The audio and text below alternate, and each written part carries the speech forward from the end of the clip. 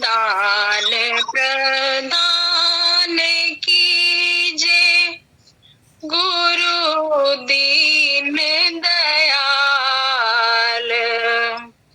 चरण का नित ध्यान सुमिरन चित न व्यापे काल। सर्व समर्थ सर्व अंग संग सर्व जगत आधार। शुद्ध मन से पद कमल को करूं निस दिन प्यार।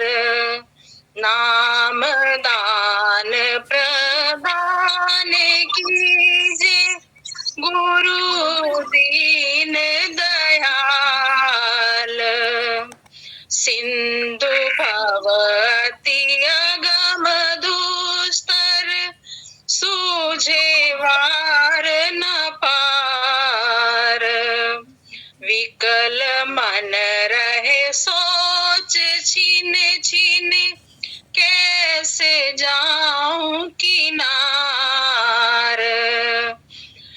नाम दान प्रदान कीजे गुरु दीन दयाल। चरण का नित ध्यान सुमिरन चित न व्यापे काल। दया कीजे मेहर कीजे लीजे चरण लगाए। भक्ति दीजे तार लीजे कीजे मेरी सहाय। नाम दान प्रदान कीजे गुरु दीन दयाल। चरण का नित ध्यान सुमिरन चित न व्यापे काल। शब्द में रत रहूं पल पल सुरत पावे चैन। राधा स्वामी दया सागर भजूं मैं दिन रैन। शब्द में रत रहूं पल पल सुरत पावे चैन। राधा स्वामी दया सागर भजूं मैं दिन रैन। नाम दान प्रदान कीजे गुरु दीन दयाल। चरण का नित ध्यान सुमिरन चित न व्यापे काल। हे मेरे मालिक, मुझ पे दया करो। जो मैंने आपसे प्रश्न पूछा है सुमिरन से देखो और ध्यान से चलो, इसका मुझे समझा दीजिए क्या होगा। मुझे पूछना भी नहीं आता मेरे मालिक, जो आप करना चाहे वो बता दीजिए मुझे इसका।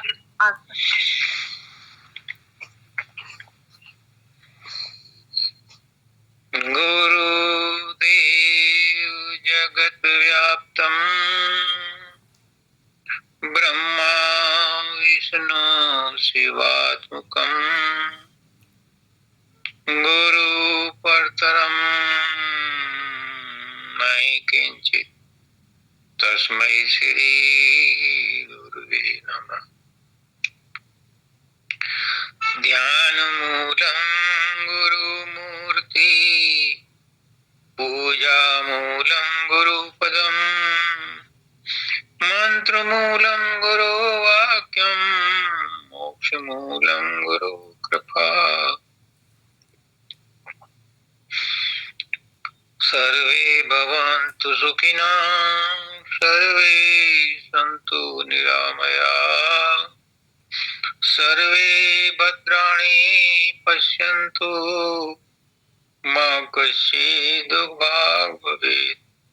परम तत्वाधार परम पुरुष पूर्ण धनी मालिक कुल हजूर पुष्करनाथ जी महाराज की पवित्र आत्माओं, सभी सत्संगी भाइयों बहनों माताओं बच्चों बुजुर्गों सबको राधा स्वामी।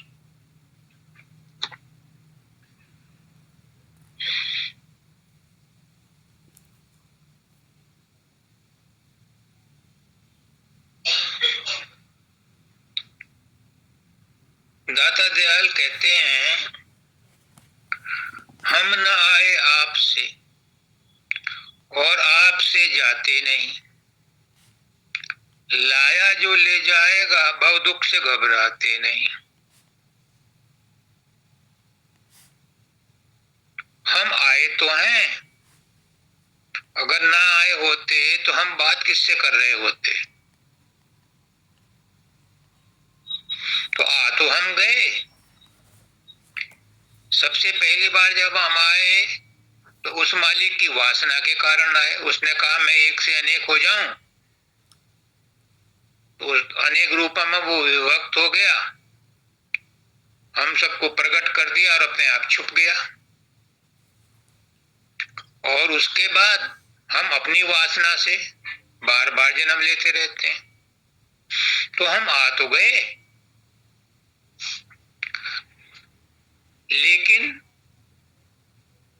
भेजा तो उसने इसलिए था कि हम यहाँ आकर के उसे याद करेंगे और उससे प्रेम करेंगे, फिर वापस लौट जाएंगे। पर यहाँ आकर के हम इस संसार में इतने मशगूल हो गए, इतने रमण गए कि जाने का नाम ही भूल गए, अपना नाम भी भूल गए, अपने बाप बाप का नाम भी भूल गए, कहाँ से आए हम ये भी भूल गए,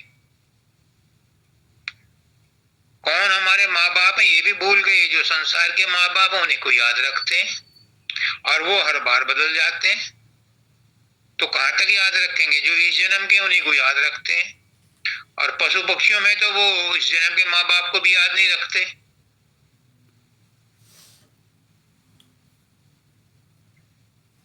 और मनुष्य कौन सा याद रखता है इस जन्म के माँ बाप को।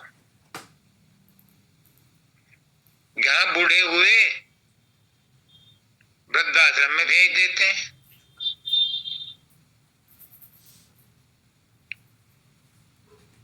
तो हम जब आए, हमारी इस हालत को देख करके हमारे जो पिता हैं राधा स्वामी दयाल, वही हमारी माता हैं, उन्हें हम पर तरस आया। वो संत सदगुरु का रूप धारण करके हमें बचाने के लिए आ गए, हमें चिताने के लिए आ गए, हमें ले जाने के लिए आ गए।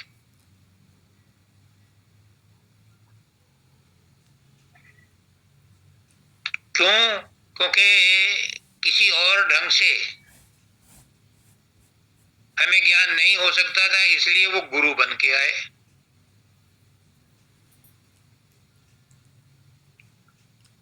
और गुरु क्या होता है? गुरु वो होता है जो किसी चीज को जानता हो और हमें समझा करके उसे जना देता हो। माँ है सबसे पहले, वो बच्चे को बोलना सिखाती है, चलना सिखाती है, वो गुरु है। बाप उंगली पकड़ के चलाता है, वो भी गुरु है। पढ़ने लिखने का खर्चा दे प्रबंध करता है, वो भी गुरु है। भाई बहन है, वो भी गुरु है। यार दोस्त है, वो भी गुरु है। फिर स्कूल में जाता है, वो गुरु है।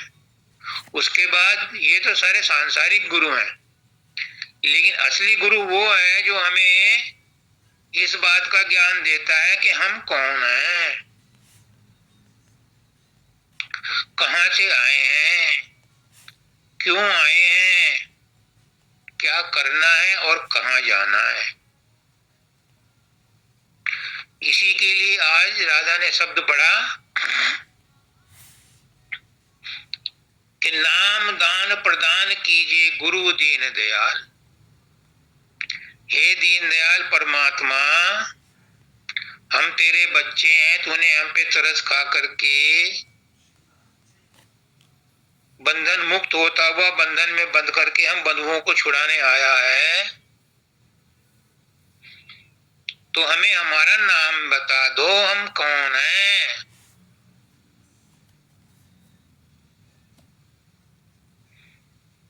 शब्दानंद जी महाराज कहते हैं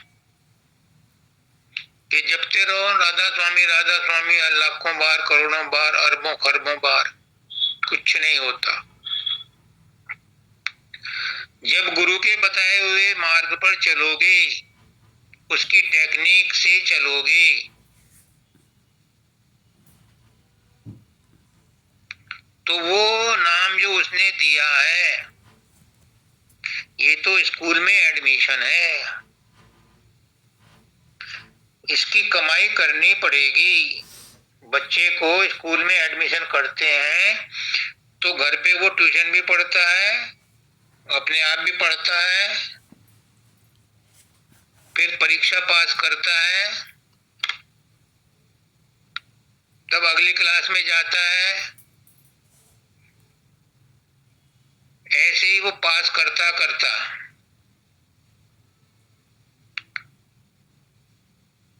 अपने मंजिल पर पहुंचता है, हायर एजुकेशन लेता है, फिर नौकरी करता है, फिर शादी ब्याह करता है, फिर बच्चे बनाता है, मकान बनाता है, संसार बनाता है।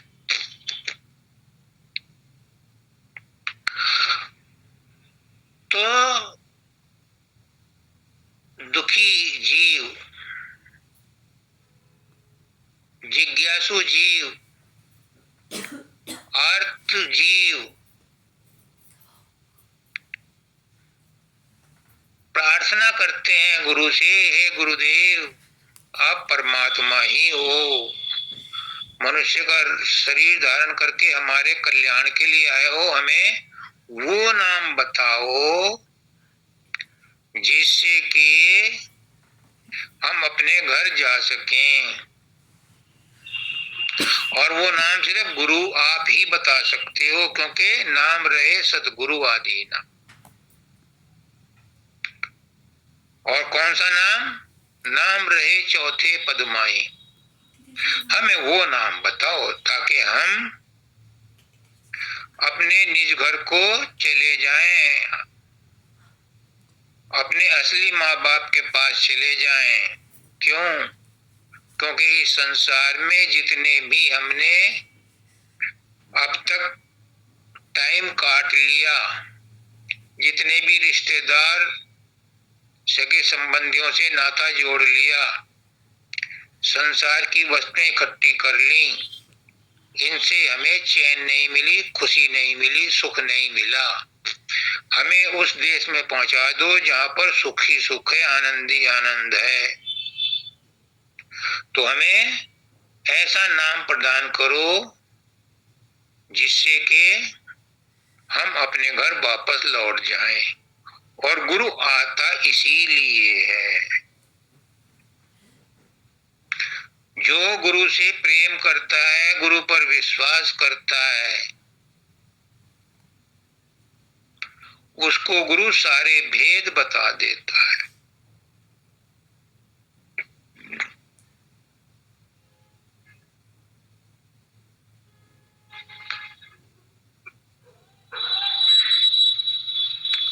चरण का नित ध्यान सुमरन चित न व्यापे काल। चरण का ये बहुत गहरा शब्द है, इसमें सारा संत मत का निचोड़ है। पहले तो गुरु की महिमा बता दी, फिर नाम की महिमा बता दी, और अब उसके संबंधित जो व्याख्या है, जो शब्द हैं, उनकी बात बताते हैं कि कैसे मिलेगा वो नाम।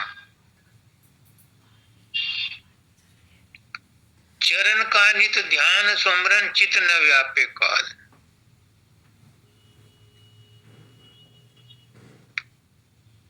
अब चरण क्या है? बाबा फकीर कहते हैं कि अज्ञान के कारण सत्संगी गुरु के चरणों को धो धो करके पीते हैं, उन्हें चाटते हैं। वो कहते हैं कि इनमें तो कीटाणु हैं, इनमें तो रोग हैं, ये गुरु के असली चरण नहीं हैं। गुरु के असली चरण है प्रकाश।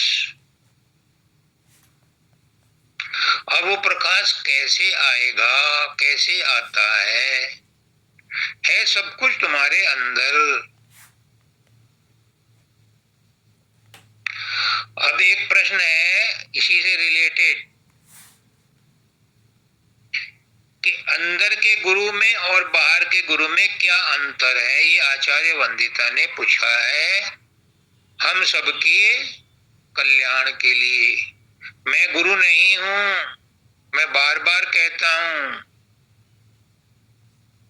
मैं तो गुरुओं के जो सेवक हैं उनका दास हूं। गुरु की आज्ञा का पालन करते हुए गुरु के सत्संगियों की सेवा का, उनके भ्रमों का नाश करने के लिए मुझे माध्यम बनाया गया है। गुरु तो गुरु होता है, बहुत बड़ी चीज होती है गुरु। मैं गुरु नहीं हूं, लेकिन मेरे अंदर गुरु बोलता है, क्योंकि गुरु को अपने शिष्यों की कल्याण के लिए कोई माध्यम चाहिए, तो उन्होंने वो माध्यम राजेश को बना लिया। राजेश शुक्रगुजार है, इस बहाने राजेश का कल्याण हो रहा है। आप लोगों का बहुत बहुत धन्यवाद है कि आपकी वजह से राजेश का भी कल्याण हो रहा है। तो एक तो बाहर का गुरु है, आज समझ लो इसे। गुरु मेहरबान है, दयावान है कि गुरु क्या है, अंदर का गुरु क्या है और बाहर का गुरु क्या है। कोई कंफ्यूजन आज नहीं रहना चाहिए, चाहे अगली लाइन का एक्सप्लेनेशन हो या ना हो। आज इसी बात पर चर्चा हो रही है कि गुरु क्या है। मुझे नहीं पता गुरु क्या है, गुरु जो है वो है।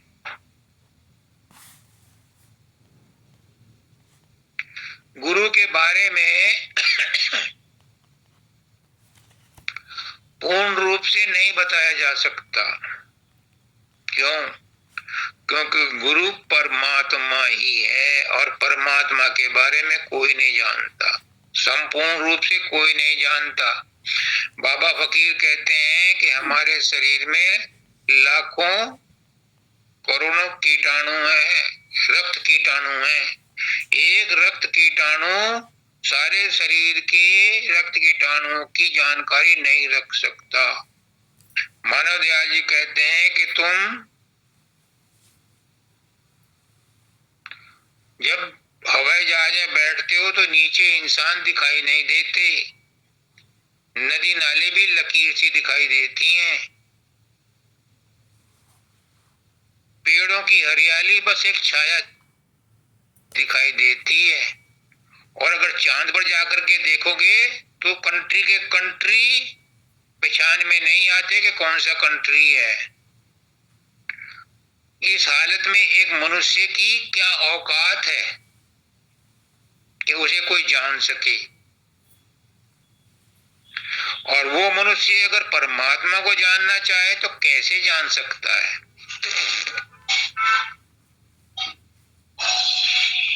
लेकिन गुरु वो तरकीब बताता है।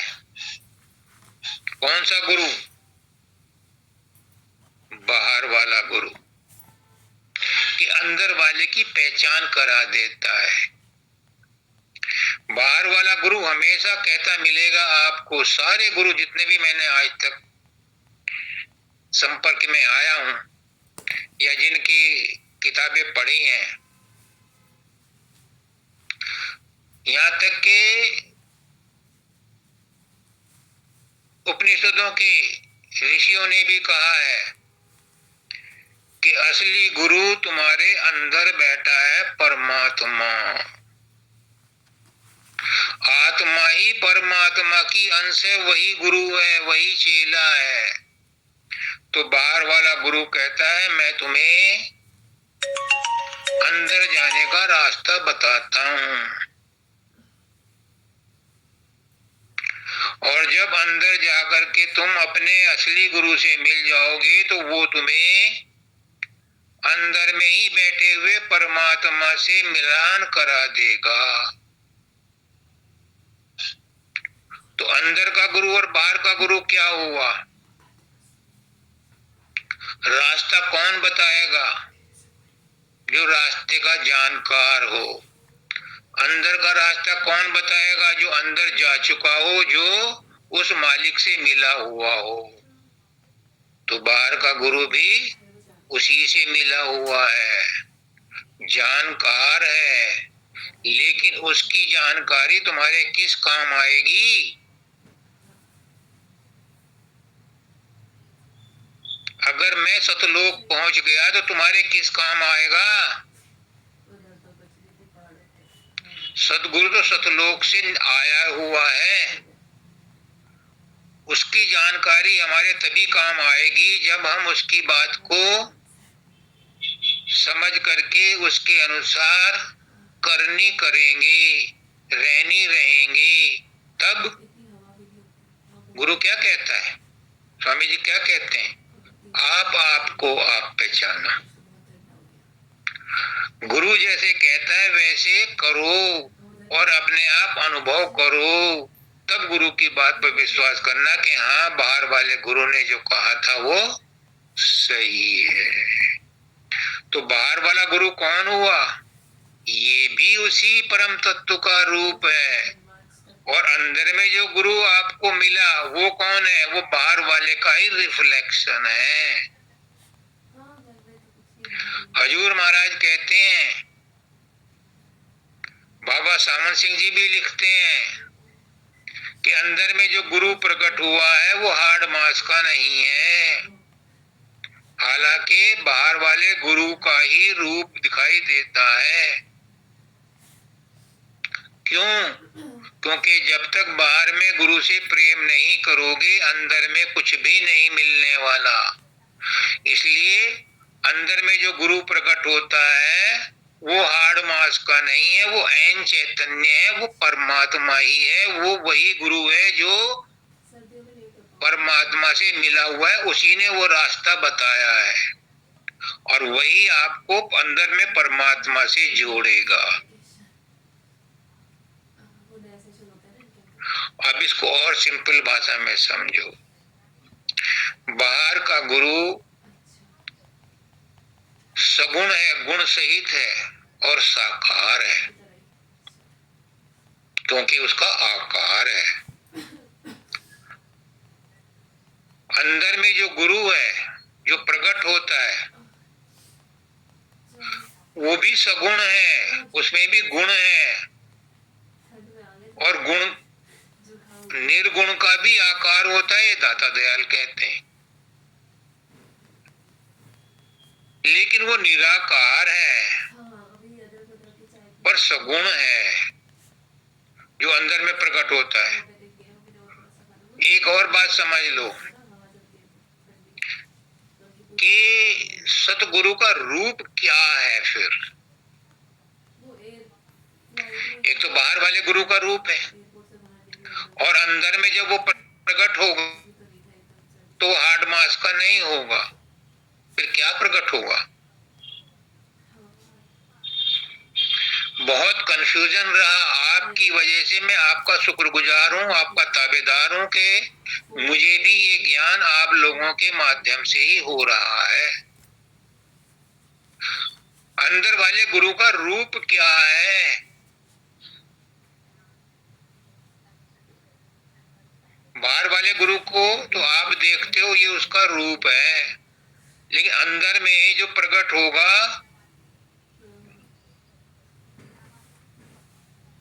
उसका रूप क्या है? बाहर वाला जो प्रकट होगा अंदर में, वो कहते हैं इसे हार्ड मास का मत मानो, इसे ऐन चैतन्य मानो। फिर क्या हुआ? वो हुआ प्रकाश और शब्द। तो गुरु का रूप है प्रकाश और शब्द। अगर अंदर में गुरु को पकड़ना है, अंदर में गुरु की पहचान करनी है, अंदर में गुरु से जुड़ना है, तो शब्द और प्रकाश से जुड़ना है। तो बाहर के गुरु में और अंदर के गुरु में क्या अंतर है? यही प्रश्न था ना जी। तो बाहर का गुरु भी वही है, अंदर का गुरु भी वही है। बाहर वाला साकार है, अंदर वाला निराकार है, लेकिन है बाहर वाला भी सगुण और अंदर वाला भी सगुण।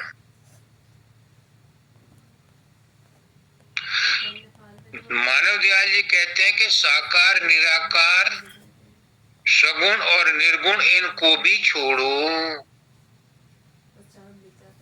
शब्द धुन को पकड़ो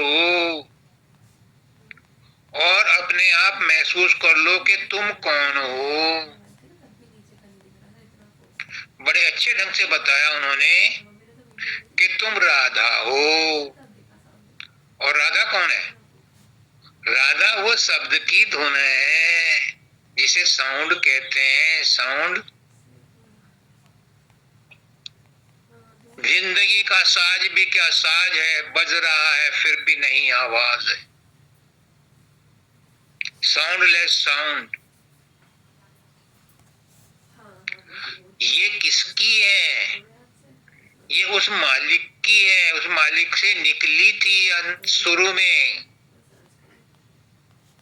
आदि में,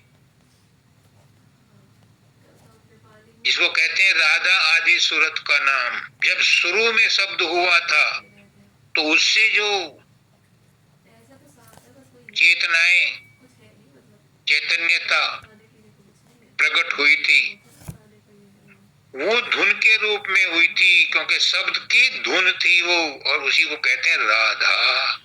राधा आदि सूरत है और शब्द आदि स्वामी है। तो जो हम शब्द सुनते हैं, हम प्रकाश देखते हैं, वो आदि सूरत है, वो राधा है। जो हम सुनते हैं धुन को, वो राधा है, और जिसकी धुन को सुनते हैं वो शब्द है, वो मालिक है, वो स्वामी है। तो गुरु का रूप क्या हुआ? अंदर वाले गुरु का रूप क्या हुआ? आई बात समझ में? अंदर वाले गुरु का रूप है शब्द।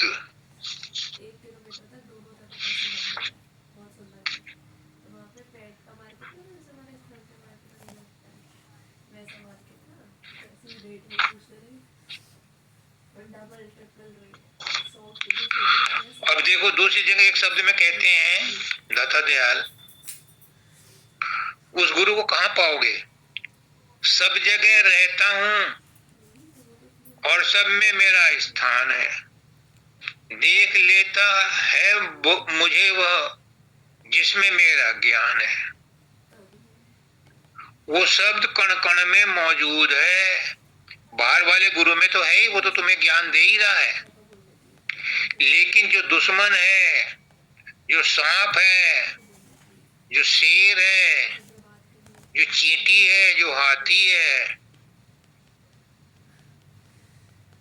जो मिट्टी का कण है, जो अग्नि की ज्वलनशीलता है, पानी की ठंडक है, तारों की चमक है, तारे खुद भी हैं, सूरज खुद भी है, ये सब क्या है? ये भी वही मालिक का रूप है। इनमें भी शब्द मौजूद है। लेकिन कौन पहचानता है? जिसको मेरा ज्ञान है, यानी जिसको सदगुरु ने ज्ञान दे दिया, वही सबके अंदर उस मालिक को पहचान सकता है, पहचानता है। सबके अंदर है, पर सबके अंदर जानने से तुम्हें कुछ नहीं मिलेगा। पहले अपने आप को जान लो, जान अपने आप को पहचान ले। अरे मरकज आलम में तो ये बात मेरी मान ले, ये दादा दयाल ने कहा था बाबा फकीर को, अपने आप को पहचान लो तो दुनिया में जितने भी आपको कुछ दिखाई देगा वो सब परमात्मा का ही रूप दिखाई देगा, और वो वास्तव में है, क्योंकि उसी ने कहा था मैं एक से अनेक हो जाऊं। तो सब रूपों में कौन है वो? वही परमात्मा है, पर उसी को दिखाई देता है जो अपने आप को पहचान लेता है। आंख वाले देखते हैं रूप मेरा सब जगह, ये समझ लेते हैं जिनमें समझ है अनुमान है, पर वही समझेंगे जिनको सदगुरु ने इस काबिल बना दिया है।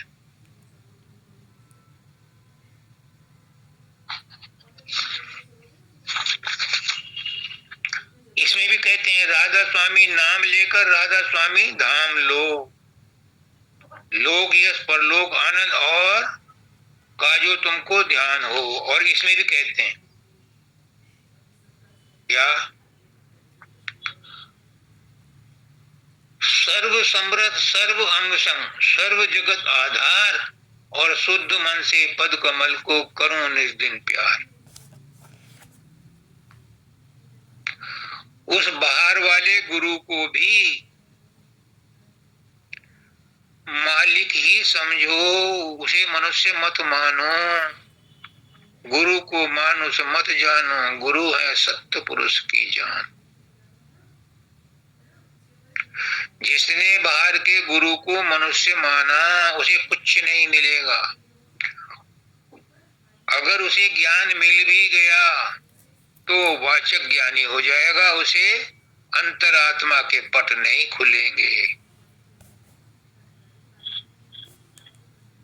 वो तो घट में भी है पट में भी है, घट में है पट में है, संसार के खटपट में है, सब जगह है। लेकिन इसकी समझ उसे ही आएगी जो गुरु की बात को मानेगा, गुरु की बात पर विश्वास करेगा। परंतु शर्त एक है कि उस गुरु को मनुष्य मत मानो, उसे परमात्मा मानो।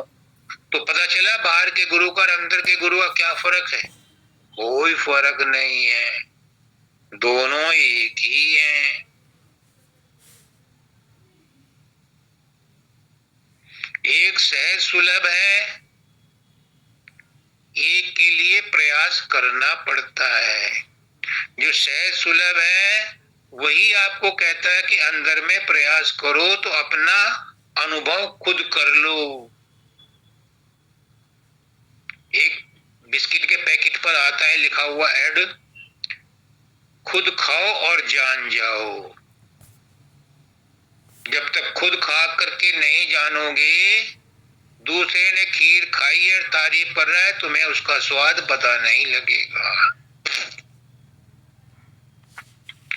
इसलिए जब इस संसार में आए हो और इस पथ पर आए हो, राधा स्वामी मत में आए हो, बड़े भाग हैं आपके, बड़े भाग मानुष तन पावा।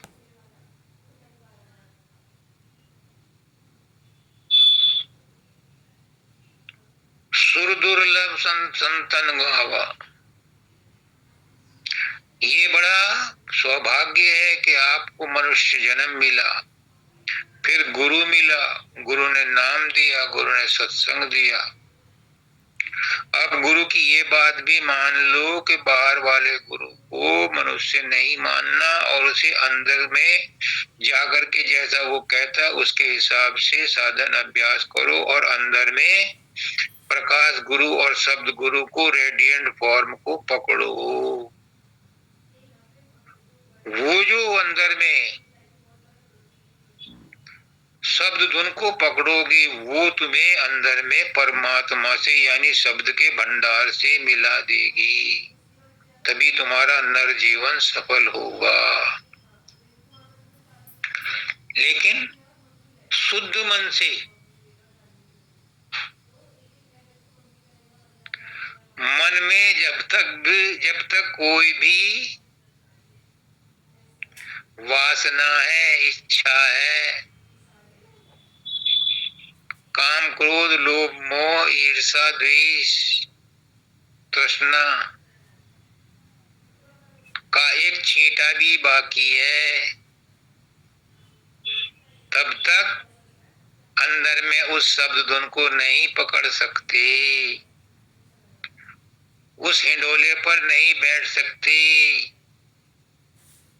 उस हवाई जहाज में नहीं बैठ सकते जो तुम्हें शब्द जहाज के द्वारा शब्द के भंडार तक ले जाएगा। शब्द में बहुत सफाई चाहिए, जीरो टॉलरेंस है। प्रकाश का साधन करने वालों को तो फिर भी थोड़ी बहुत छूट मिल जाती है, क्योंकि वो गुरु के ध्यान का आसरा सहारा लेकर के चलते हैं, तो उन्हें झटके लगते हैं, वो ध्यान के द्वारा संभल जाते हैं। ये राधा का भी प्रश्न है, ये भी कवर करता हूं अभी। लेकिन शब्द का साधन करने वालों के लिए जीरो टॉलरेंस है। अगर जरा सी भी गंध रह गई किसी विकार की, विषय की, तो ये फौरन वापस आपको पटक देता है, बाहर फेंक देता है। पुष्करनाथ जी कहते हैं कि खेल के नियम होते हैं, जो नियम तोड़ता है उसे आउट कर दिया। तो शब्द भी आउट करके हमें खेल की प्रतियोगिता से बाहर कर देता है। रोज का अनुभव है।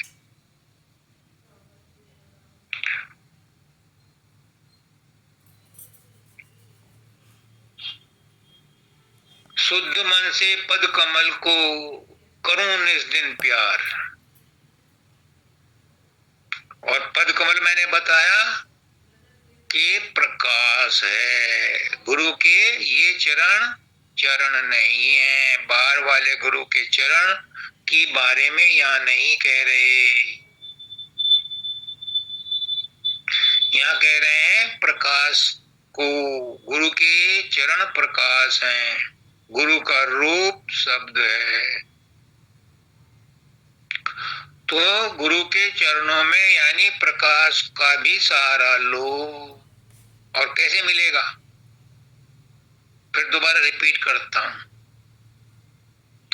जब गुरु ने नाम दान दिया और आपको सुमरन करने की तरकीब बताई, तो जिस विधि से बताया उस विधि से करके तीसरे तिल पर अपने ध्यान को, अपने सूरत को टिकाओ, अपने तवज्जो को टिकाओ। वहां पर तवज्जो टिक करके जब टिकेगी तो सारे शरीर की जो फैली हुई सूरत है तीसरे तिल पर, वो हेडक्वार्टर में बैठी है। नीचे का सारा धंधा उसी से हो रहा है। तो वो सब सिमट करके तीसरे तिल पर आती है सारी सूरत। जब वहां पर ध्यान लगाते हैं, तवज्जो से उसको टिकाते हैं, जब वहां टिक जाती है तो उसकी पावर बढ़ जाती है। उस पावर को इस्तेमाल करना है। यहीं से अभ्यास का कार्यक्रम शुरू होता है। जैसे ही तीसरे तिल पर ध्यान केंद्रित होता है, वहां पर पहले अंधेरा, फिर कुछ प्रकाश, फिर कुछ झिंगुरों की आवाज, सनसनाहट सी सुनाई पड़ती है।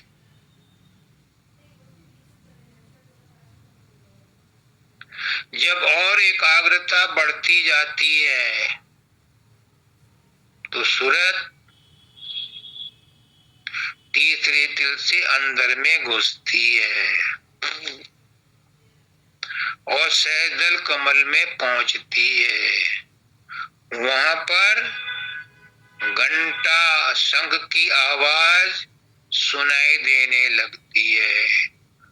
सहजदल कमल में पहुंचने के बाद कर्म क्या है ये पता चलता है, सूरत क्या है ये पता चलता है, संसार क्या है ये पता चलता है।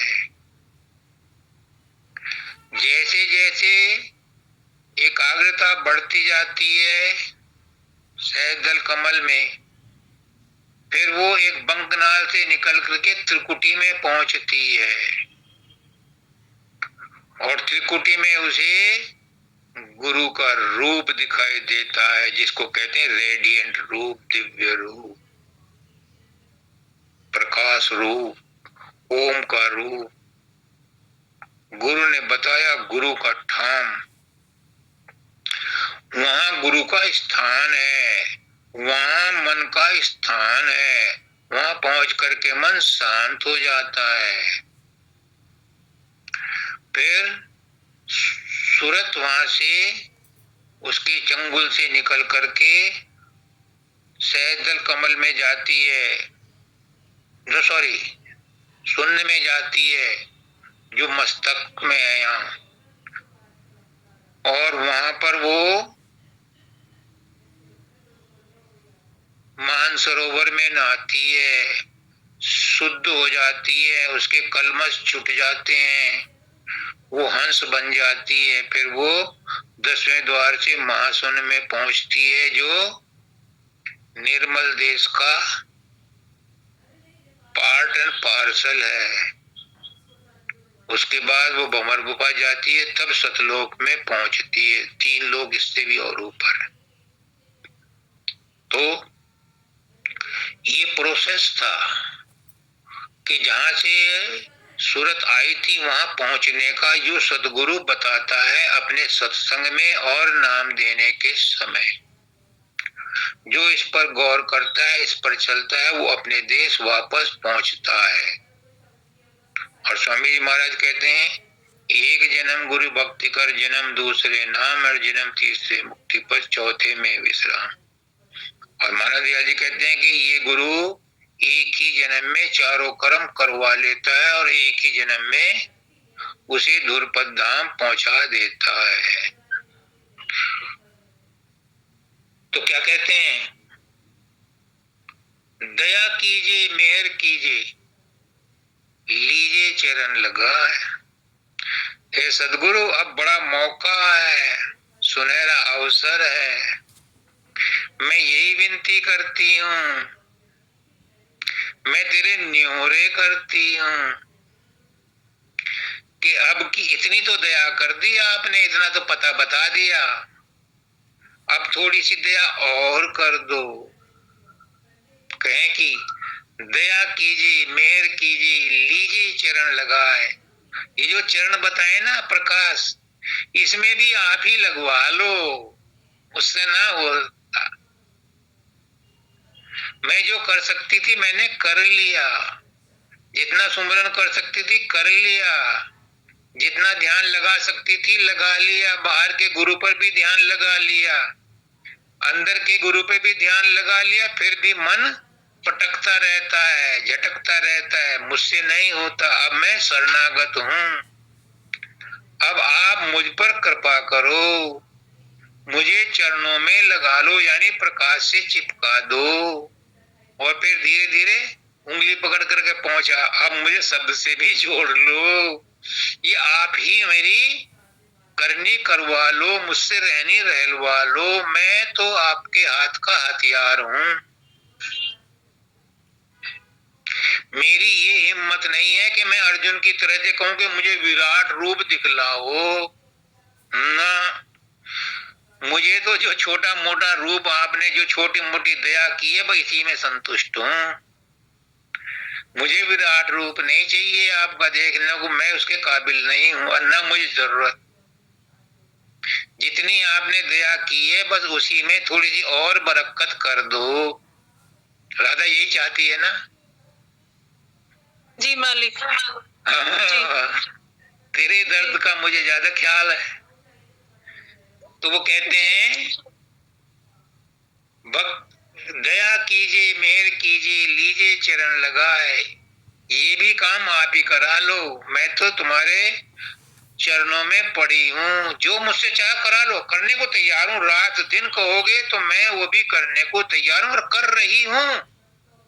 सांस भी तुम्हारी खुशी के लिए ले रही हूँ, परिवार भी तुम्हारी खुशी के लिए चला रही हूँ, क्योंकि परिवार में भी तुम ही हो, बच्चों में भी तुम ही हो, संसार में भी तुम हो, संसार का प्रबंध भी तुम्हारा ही है, तुम ही सबके अंदर मौजूद हो, इसलिए उनके साथ भी संबंध तुम्हारे नाते है।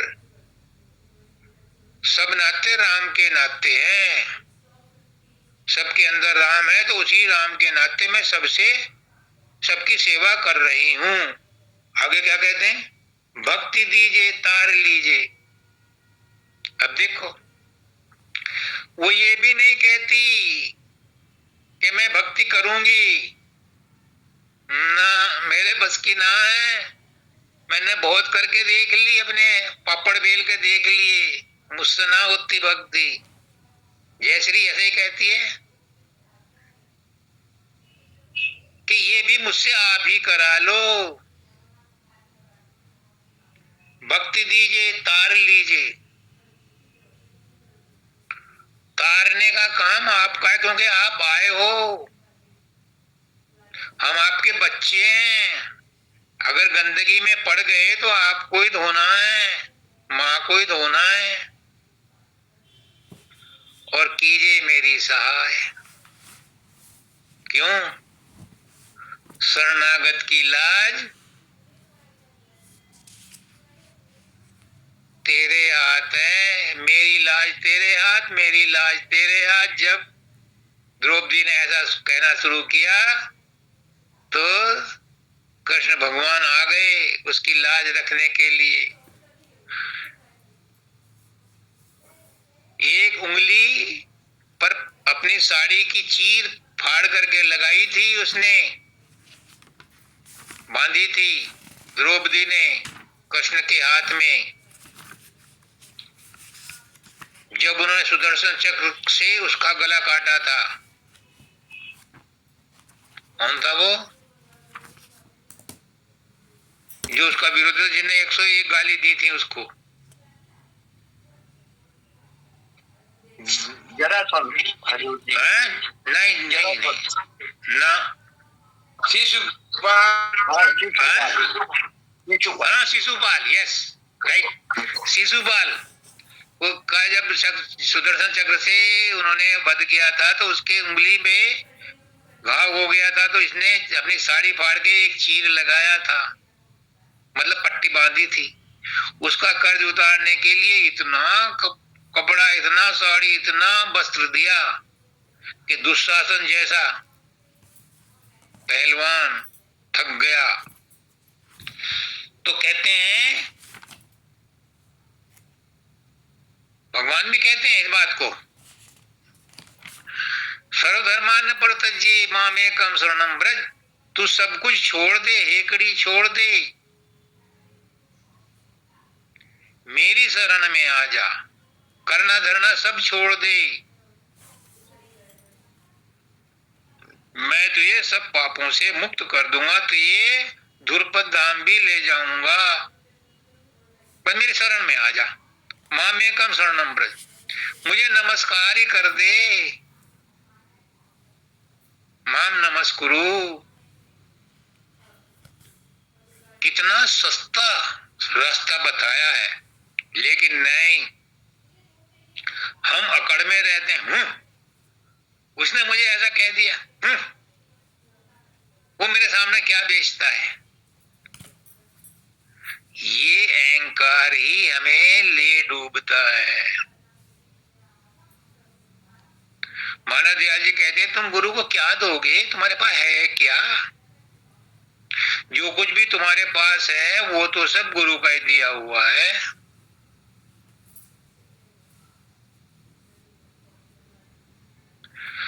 तुम कहो मेरी उम्र लग जाए तुम्हें, अरे उम्र तू कहां से लाई थी, उम्र भी तो उसी की दी हुई है। तुम अपना क्या है तुम्हारे पास जो तुम गुरु को दोगे, सब कुछ तो गुरु ने दे रखा है। महाराज दयाल जी कहते हैं तुम्हारे पास एक ही चीज है, वो है तुम्हारा अहंकार। वो तुम अर्पण कर दो तो गुरु तुम्हारा गुलाम हो जाएगा।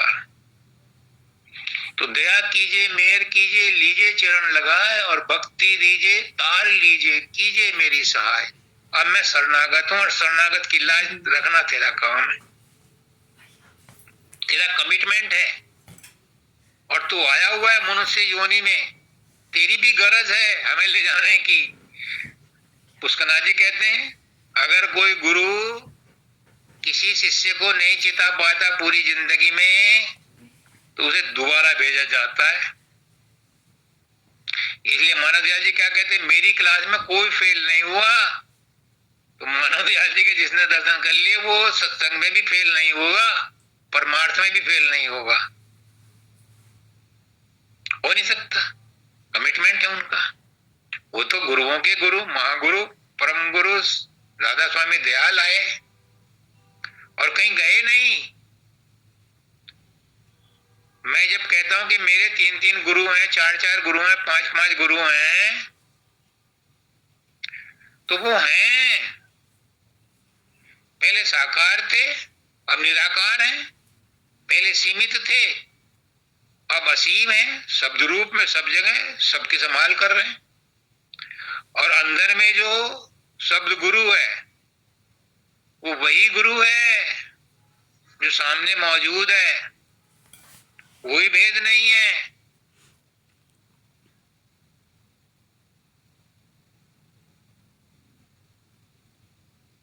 कोई भेद नहीं है।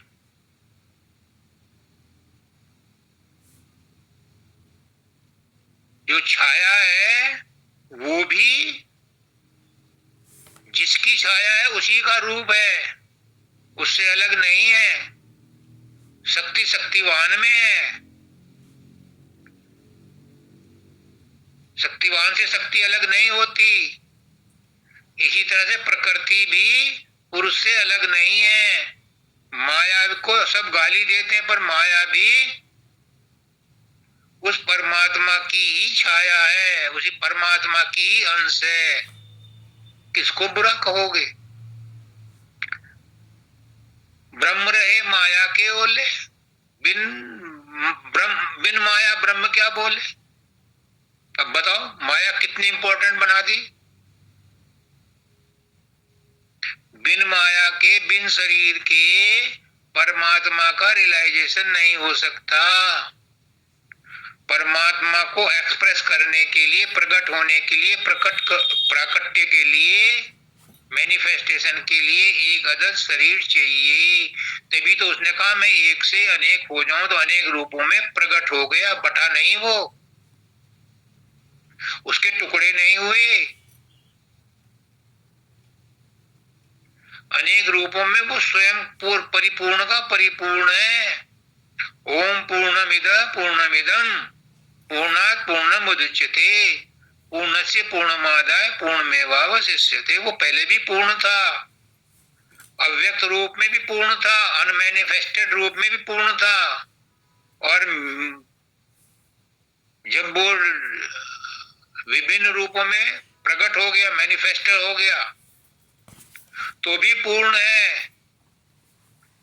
मैक्रोकॉस्म इज माइक्रोकॉस्म, जो बड़ा है वही छोटे में भी है, कोई अंतर नहीं है। तो इसलिए अंदर का गुरु और बाहर का गुरु एक ही है, कोई अंतर नहीं है। लेकिन बाहर वाला समझ में नहीं आता और अंदर वाला पकड़ में नहीं आता। कैसी विडंबना है, बाहर वाला समझ में नहीं आता।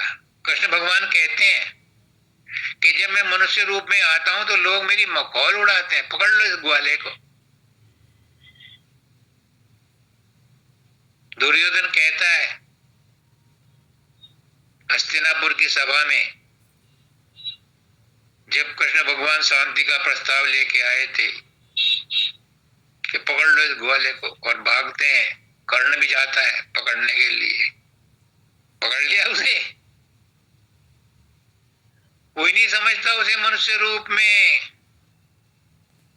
और निराकार रूप में वो पकड़ में नहीं आता। क्योंकि उसका आकार ही नहीं, तो समझोगे कैसे, ध्यान कैसे लगाओगे उसका?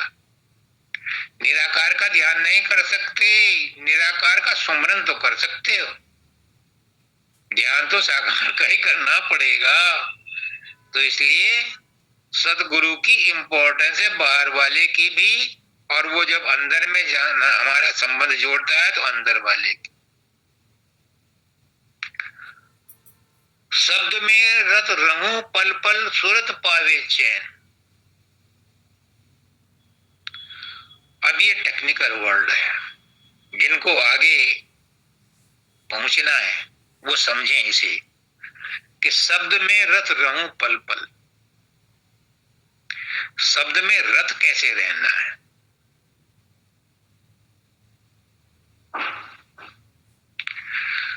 अब ये राधा का जो प्रश्न है उसको संबंधित, इसको जोड़ता हूं इससे।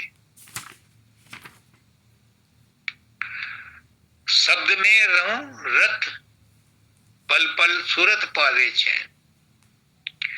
जब मैं शब्द में रत रहूंगा, रत रहूंगा यानी सूरत रहेगी। सूरत को कहते हैं सूरत, अच्छी तरह से रत वाली, जो अच्छी तरह से रत है, लय। और इसकी दूसरी बहन है निरत।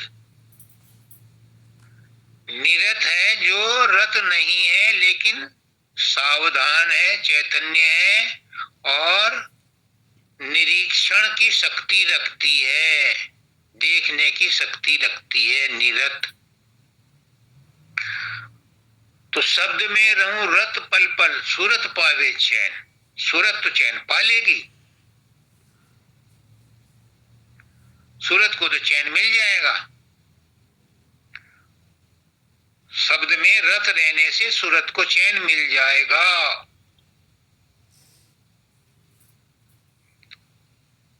सुनने में रहेगी, सूरत को चैन मिल जाएगा, बड़ी सुखी रहेगी। क्योंकि ब्रह्मांड पीछे छूट गया लेकिन घर ना पहुंची। घर पहुंचेगी जब निरत जागेगी, देखने की शक्ति जागेगी, और वो जागेगी महासुन में। महासुन से भी आगे भंवर गुफा के और महासुन के बीच में जागेगी, तब उसको दोनों शक्तियां मिलेंगी, वो भंवर गुफा से सतलोक पहुंचेगी। तो इसका प्रश्न था कि सुनने की शक्ति में सुमरन से चलना और ध्यान से देखना क्या होता है। अब मैं बेसिक चीज पे आता हूं समझाने के लिए। जब गुरु हमें नामदान देता है, दीक्षा देता है, तो कहता है 3 बंद लगाए कर सुन अनहद टंकोर, नानक सुन समाधि में नहीं सांझ नहीं बोट। 3 इंद्रियों पर बंद लगाने को कहा जाता है। पहला बंद आंखों पर, क्योंकि आंखों की शक्ति, आंखों के द्वारा शक्ति बहुत नष्ट होती है, इसलिए आंखों पर बंद लगाओ यानी आंखें बंद करो। फिर जिह्वा पर बंद लगाओ, या पहले जिह्वा पर लगाओ फिर आंखें बंद करो। और तीसरा है कानों पर बंद लगाओ। तो जब मुंह बंद करते हैं, मुंह पर बंद लगाते हैं, तो इसके लिए उन्होंने कहा कि अब सुमरन करो। सुमरन करो तो अपने आप जिह्वा पर बंद लग जाएगा, फालतू की चीजें बकबक नहीं करेगी। आंखों पर बंद लगाओ का मतलब है कि अपने तीसरे तिल पर ध्यान को, अपनी सूरत को एकाग्र करो, फालतू के विचार मत लाओ। क्योंकि तीसरे दिल पर एकाग्र करते करते मन शांत हो जाता है, मन में विचार उठने बंद होते हैं, तभी सूरत तीसरे तिल के अंदर में घुसती है। जब तक मन में विचार आते रहेंगे तब तक अंदर में प्रवेश नहीं मिलता, तब तक जो इंद्रियां हैं वो उस शक्ति को खींच करके अपने स्थान पर ले आती रहेंगी और वो शक्ति नष्ट होती रहती है। ये रोज रोज का तजुर्बा है। तो कहते हैं कि सुमरन से इतना गाढ़ा करो, सुमरन को इतना गाढ़ा करो, इतना गाढ़ा करो कि मन में विचार उठने बंद हो जाएं। सुमरन से शरीर भी की भी सफाई होती है, मन की भी सफाई होती है। लेकिन मन की असली सफाई ध्यान लगाने से होती है, पर शरीर सधता है सुमरन से, और ध्यान लगाने के लिए फाउंडेशन तैयार करता है सुमरन। तो इसलिए सुमरन से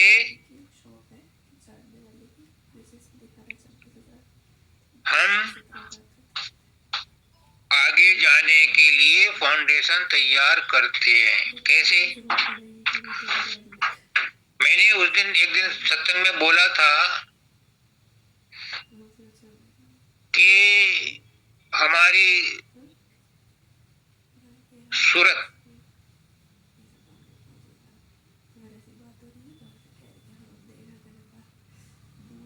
चल तो सकती है, नहीं, हाँ, देख नहीं सकती, और जो ध्यान है वो चल नहीं सकता, वो देख सकता है। ध्यान जब हम करते हैं तो हम क्या देखते हैं?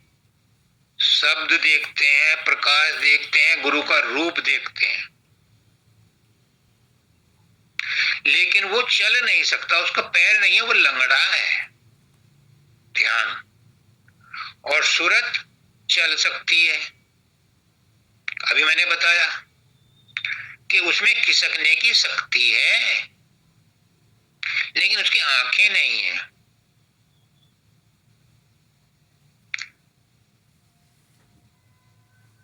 तो जब ध्यान और सूरत मिल जाते हैं तो लंगड़े के ध्यान के ऊपर बैठ जाती है, यानी दोनों मिल जाते हैं,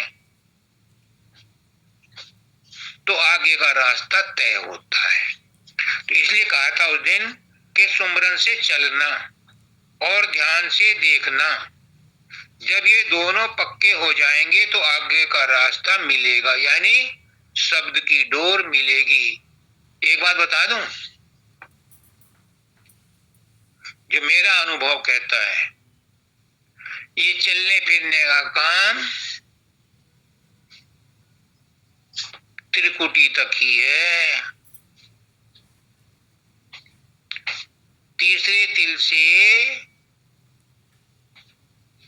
सूरत और मन ही ध्यान लगाता है ना। सूरत सुमरन करती है और मन ध्यान लगाता है, तो ये दोनों मिलकर के ब्रह्मांड में घुसते हैं, सहस्त्र कमल और त्रिकुटी तक घुसते हैं, साथ साथ चलते हैं।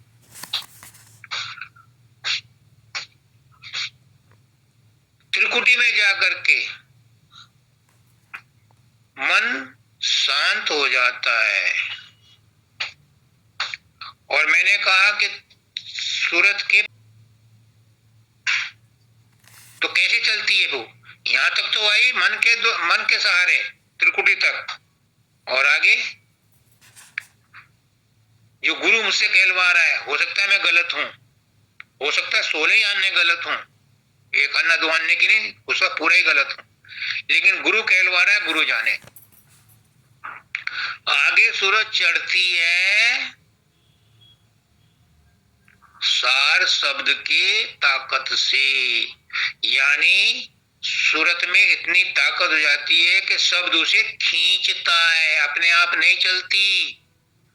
त्रिकुटी तक तो आई थी वो मन के सहारे, त्रिकुटी से ऊपर चढ़ती है जब ऊपर का शब्द उसे खींचता है, सार शब्द उसे खींचता है, उसकी डोर के सारे वो चढ़ती चली जाती है। इसलिए कहते हैं कि डोर शब्द डोर के सारे सूरत शब्द भंडार तक पहुंचती है।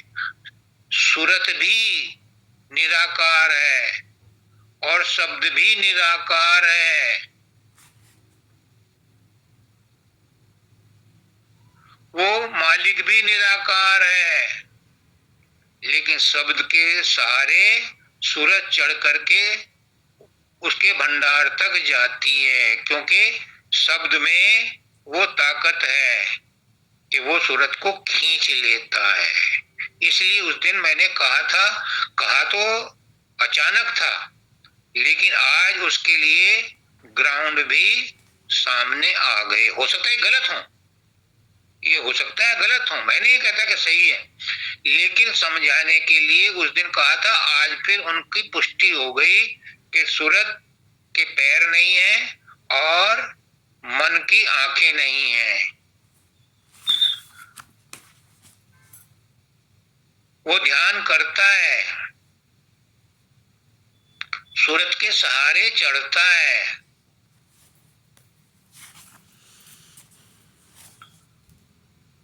और त्रिकुटी में जाकर के मन आराम करता है, फिर सूरत वो शब्द खींचता है, तब वो अपने मंजिल पर पहुंचती है।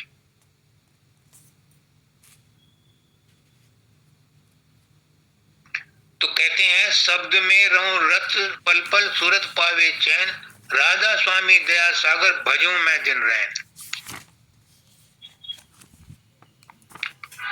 अब राधा स्वामी क्या है? राधा स्वामी है संत सदगुरु वक्त, और राधा स्वामी है वो स्थान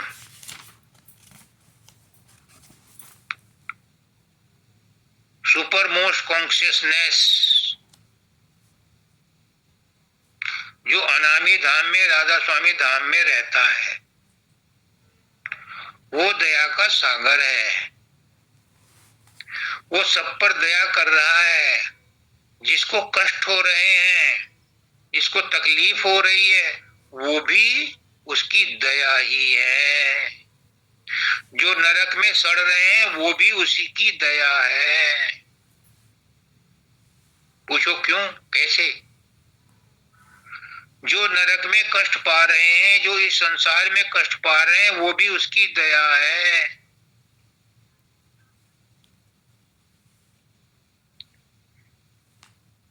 एक संत ने परमात्मा से प्रार्थना की कि हे परमात्मा, तू दया का सागर है, इन जीवों पर दया करो। वो परमात्मा कहता है मैं दया ही तो कर रहा हूं, इनके कर्म कटवा रहा हूं, ऐसे ही कटने, इन्होंने कर्म ही ऐसे किए थे, इन्हीं से मैं काट करके कटवा करके कर्मों को, इन कष्टों को झेल करके इनको साफ सुथरा कर रहा हूं, ताकि ये पाक साफ हो जाएं और मेरे पास आ जाएं। इससे बड़ी और क्या दया करूं? तो जो कष्ट हमें मिल रहे हैं, ये हमारे ही पाप कर्मों के, पुराने कर्मों के फल हैं। इन्हें खुशी खुशी भोग लो, धन्यवाद के साथ भोग लो, तो ये कट जाएंगे, पुराने खत्म हो जाएंगे, नए बनेंगे नहीं। तो फिर हमारी आत्मा, हमारी सूरत सतलोक में और उसके बाद राधा स्वामी धाम में पहुंच जाएगी। राधा स्वामी दया सागर भजूं मैं दिन रैन। महाराज दयाल जी कहते हैं ये पार्ट टाइम जॉब नहीं है, ये जीवन भर का संघर्ष है, ये 24 घंटे की रगड़ है। पार्वती कहती हैं कि महेश की और मेरी तो जन्म जन्म की रगड़ है।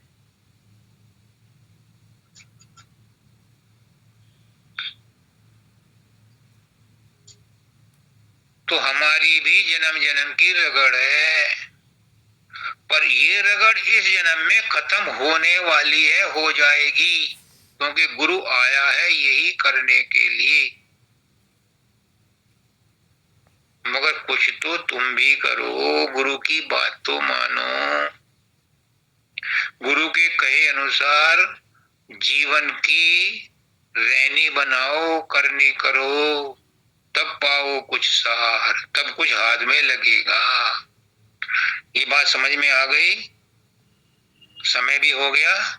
सबको राधा स्वामी।